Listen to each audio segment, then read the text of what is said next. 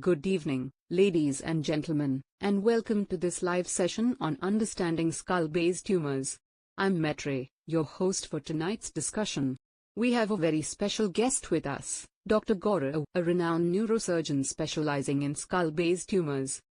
To begin, let's clarify what skull-based tumors are. Hi Maitri, thank you for having me here. I'm very glad to discuss this topic forward. So the tumors of the skull base are the lesions which arise from the floor of the skull on which the brain rests. These tumors arises very deep into the brain, just very deep underneath the surface of the brain, and they arise mostly from the overlying dura of the skull base or from the surrounding nerves, or sometimes even from the parenchyma also.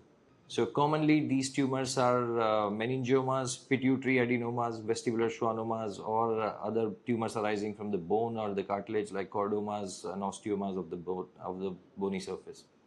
Dr. Gaurav, could you explain what skull-based tumors are and why they are of particular concern? So common symptoms that the patient experience are headache, vomiting, imbalance while walking, sometimes having weakness of hands or legs, and also the symptoms are associated with the surrounding nerves that these tumors are, because these tumors are very intricately associated with the blood vessels as well as the nerves of the brain which are coming out through the skull base.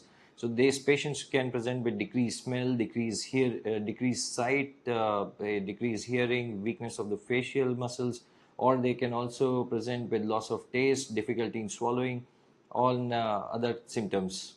Good to know. Dr. Gaurav, how are skull-based tumors diagnosed, and what treatment options are available for patients? Yeah, so a detailed medical history as well as clinical examination is of paramount importance. After that, mostly we go for a CT scan or an MRI of the brain, where we arrive to the diagnosis of a lesion. These scans not only help us to diagnose the lesions, but also help us in planning the treatment and how to go for the surgery of these lesions. Dr. Gaurav, are there any recent advances or breakthroughs in the treatment of skull-based tumors that you'd like to highlight? So the treatment of skull-based tumors primarily involves surgery, and all surgery is very difficult for these lesions because they are located at the center of the brain, and we have to do a lot of drilling of the bone to reach to these lesions. But like as we become more and more we have good expertise with these lesions as well as better understanding of the images. Now we can go for minimal invasive as well as endoscopic approaches for these lesions. We can approach them through the nose or behind the ear for these lesions, where we can reduce the amount of drilling of the bone that is required, also reduce our footprint on the skin with incisions, and give a good outcomes to the patient. Also, we can go for planned subtotal resection of these lesions so that we avoid any harm to the surrounding nerves or vessels or the brain tissue, and we can leave a small residue and then give stereotactic radiosurgery for these lesions, for which we also have a new machine coming up where we can give stereotactic radiosurgery using ZAP or gamma knife or cyber knife for these patients. So this is a good advancement where we can be less aggressive and give as less as deficit to the patient as possible. It's reassuring to hear about these advancements. For individuals who are dealing with a skull-based tumor diagnosis, what support and resources are available to them and their families?